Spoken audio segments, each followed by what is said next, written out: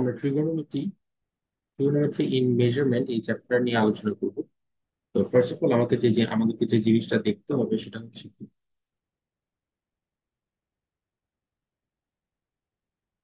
এটা হচ্ছে একটা ট্রায়াঙ্গেল। এই ট্রায়াঙ্গেলের থিটা হচ্ছে একটা অ্যাঙ্গেল। অ্যাঙ্গেলটা যদি থিটা হয়, এসি হচ্ছে অপোজিট সাইড, বিসি হচ্ছে হাইপোটেনাস, আর এবি হচ্ছে অ্যাডজেসেন্ট সাইড বা base. In geometry figures, for indicating the top points, capital letters A, B, C are used, and for indicating the sides, small letters A, B, C, etc. are used. মানে হচ্ছে মাথাগুলো হচ্ছে এ B C দিয়ে represent করা হয়, বড় হাতের ABC. আর এই লাইন গুলাকে ছোট হাতের এবিসি দ্বারা রিপ্রেজেন্ট করা হয়। আর অ্যাঙ্গেল গুলাকে থেটা, আলফা, বিটা, গামা, এরকম যে alpha, beta, gamma, theta, delta, এগুলা দ্বারা রিপ্রেজেন্ট করা হয়। এবার এখানে হচ্ছে ফার্স্ট পার্টটা যদি আমরা দেখি, name of right angle triangle, এই নাম্বারে এই নাম্বারের ক্ষেত্রে অ্যাকিউট অ্যাঙ্গেল হচ্ছে এটা। আমি এটাকে কেন্দ্র করে বাকি জিনিসগুলো সিলেক্ট করবো। এখন হাইপোটেনাস করবো, এটা যদি এটা হয় তাহলে এইটা হচ্ছে অপোজিট সাইড, এইটা হচ্ছে বেস বা অ্যাডজাসেন্ট সাইড, আর এটা হলো হাইপো। এখন হচ্ছে যেখানে দেওয়াই আছে হাইপোটেনাস হচ্ছে 70, তাহলে অপোজিট সাইড কত? অপোজিট সাইড হচ্ছে 8, আর অ্যাডজাসেন্ট সাইড বা বেস হচ্ছে 15।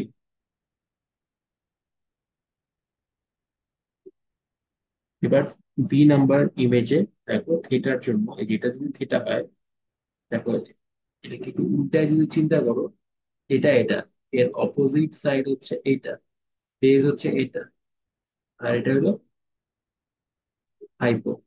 এটা অ্যাঙ্গেলের বেজ হচ্ছে কিউ, আর হচ্ছে অপোজিট, আর পি হচ্ছে হাইপোটেনাস। তাহলে হাইপোটেনাস এখানে আমরা লিখতে পারি পি, অপোজিট সাইড হচ্ছে আর, আর বেজ বা অ্যাডজেসেন্ট সাইড হচ্ছে কিউ। সি নাম্বারের ক্ষেত্রে দেখো, এটা যদি থেটা হয়, এটাও সেম টাইপের হবে। এটা যদি থেটা হয়, থেকে উল্টা ভাবে যদি চিন্তা করো, এটা হইলো বেস, এটা হলো অপোজিট সাইড, আর এটা হলো হাইপো।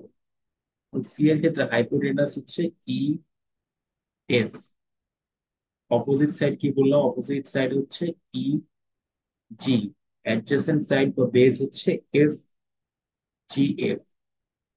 এবার আলফার ক্ষেত্রে এটা হচ্ছে আলফা অ্যাঙ্গেল। আলফা অ্যাঙ্গেলের ক্ষেত্রে দেখো অপোজিট সাইডটা খালি চেঞ্জ হবে, এটা হয়ে যাবে অপোজিট সাইড। একটু আগে যেটা বেস ছিল এটা এখন হবে অপোজিট, আর একটু আগে যেটা অপোজিট ছিল সেটা হবে বেস। হাইপোটেনাসটা সেমই থাকবে, এই জন্য দেখো এখানে দেওয়া আছে হাইপোটেনাস হচ্ছে ইএফ।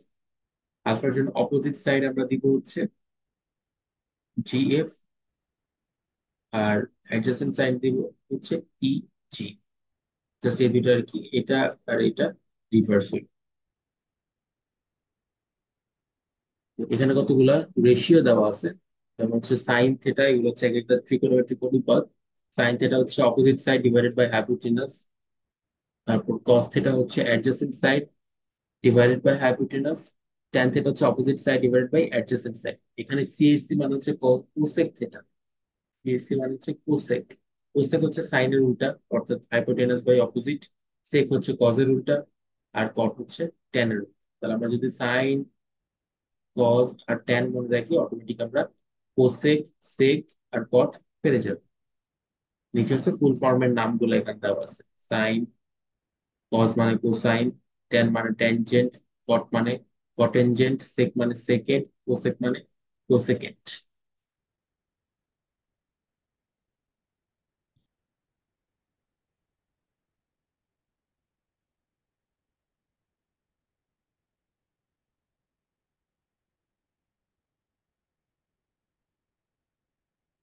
এখানে আমাদের বইয়ের মধ্যে কিছু রেশিও দেওয়া আছে এবং সেগুলোর ভ্যালু দেওয়া আছে। যেমন সাইন 0 ডিগ্রির ভ্যালু হচ্ছে 0, সাইন 30 ডিগ্রির ভ্যালু হাফ, 45 ডিগ্রির ভ্যালু 1/2, 6 ডিগ্রির ভ্যালু √3/2। এরকম ট্যানের, কটের, কজের, সেকের, কোসেকের সবগুলার 0 ডিগ্রি, 30 ডিগ্রি, 45 ডিগ্রি, 60 ডিগ্রি আর 90 ডিগ্রির ভ্যালু আমাদের বইয়ের মধ্যে দেওয়া আছে। এগুলো আমরা মনেও রাখতে পারি, মুখস্থ করে রাখতে পারি, অথবা ক্যালকুলেটরের সাহায্যে বের করতে পারি।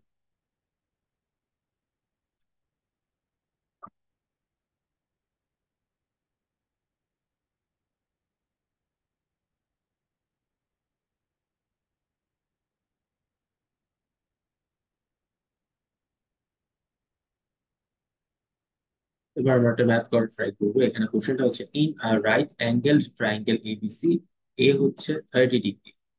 তাহলে একটা রাইট অ্যাঙ্গেল ট্রায়াঙ্গেল আছে,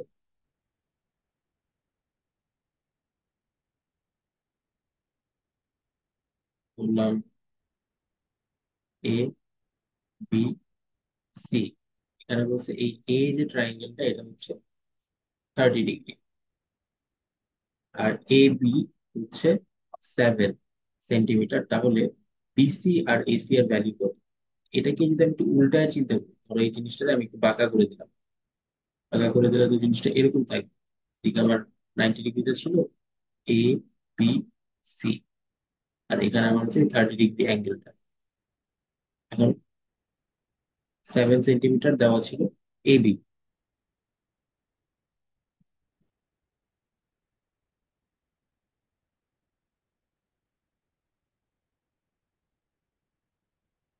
আচ্ছা, এখন কথা হচ্ছে এই ওয়াইজ আমি যদি বিসি বাই করতে চাই, এটা যদি আমার অ্যাঙ্গেল হয়, একটু খেয়াল করে, এটা যদি অ্যাঙ্গেল হয়, বিসি হচ্ছে অপোজিট সাইড, বেস হচ্ছে 7 আর হাইপোটেনাস হচ্ছে এসি। তাহলে এই ওয়াইজ যদি আমি এসি অথবা বিসি দুইটা একটা দুইটাই যেহেতু বের করতে হবে, আগে যে কোনো একটা বের করি। আমরা লিখবো in triangle A B C. এখন দেখো তোমার কাছে আছে হচ্ছে বেস, আর তুমি বের করতে চাইতেছো, ধরো এটা বের করতে চাইতেছো, এসি বের করতে চাচ্ছো।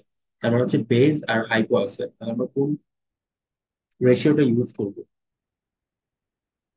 আমরা যদি এখানে তাকাই, কজের দিকে তাকাই, কজ মানে হচ্ছে adjacent side divided by hypotenuse, অর্থাৎ বেস ডিভাইডেড বাই হাইপোটেনাস। তাহলে আমরা লিখবো cos C A B equal base by hypotenuse, অর্থাৎ A B divided by AC. তাহলে cos 30 degree equal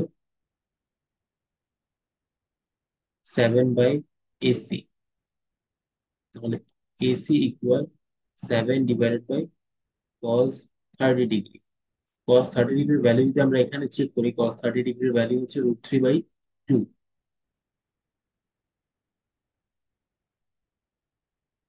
7 divided by √3/2, 14 divided by √3 equal,